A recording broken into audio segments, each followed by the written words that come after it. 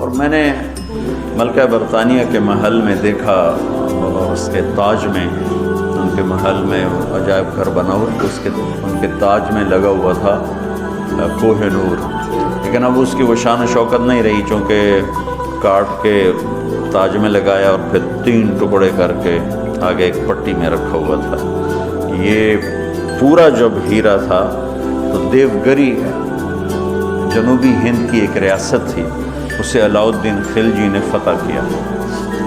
تو جب مال غنیمت کے لیے خزانے کا دروازہ کھولا گیا تو اس میں یہ ہیرا پڑا ہوا تھا۔ تو علاؤ الدین خلجی کے منہ سے بے ساختہ نکلا، کوہ نور، یہ تو نور کا پہاڑ ہے۔